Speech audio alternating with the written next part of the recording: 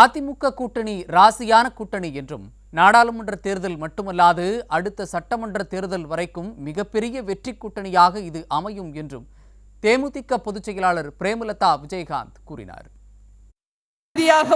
என்றைக்கும் இந்த கூட்டணி தொடரும்.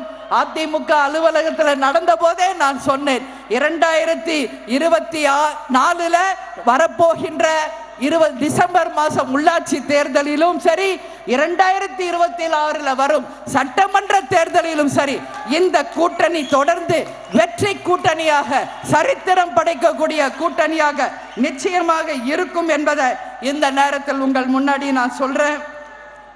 திமுக பாத்தீங்கன்னா தமிழகத்தின் உரிமைகளை நாங்கள் மீட்டெடுத்தோம் என்று சொல்கிறார்கள். என்ன உரிமைகளை அவர்கள் மீட்டெடுத்திருக்கிறார்கள் என்பதை மக்களாகிய உங்கள் முன்னாடி நான் ஒரு கேள்வி எழுப்புகிறேன்.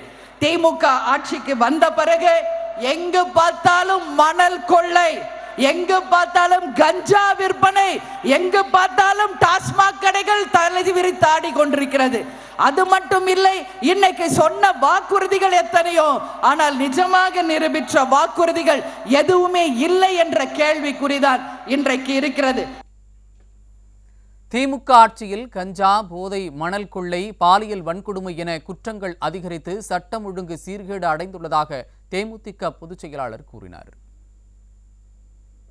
பெண்களுக்கு பாதுகாவலர்கள் என்று சொல்லும் திமுக தமிழகம் முழுவதும் இன்றைக்கு பாலியல் வன்கொடுமைகள் மிக அதிகமாக நடந்து கொண்டிருக்கிறது. சட்டம் ஒழுங்கு மிகப்பெரிய ஒரு தலைகுனிவை ஏற்படுத்தி கொண்டிருக்கிறது.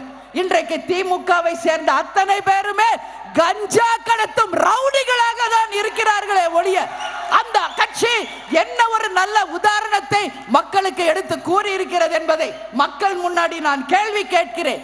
எது கேட்டாலும் நாங்கள் நல்ல கட்சி, யோகியமான கட்சி என்று சொல்கிறாரே முதலமைச்சர் ஸ்டாலின் அவர்களே. நம்ம கிராம பக்கத்துல ஒரு பழமொழி உண்டு, யோகியன் வரான் சொம்பெடுத்து உள்ள வைங்கன்னு சொல்லுவார்.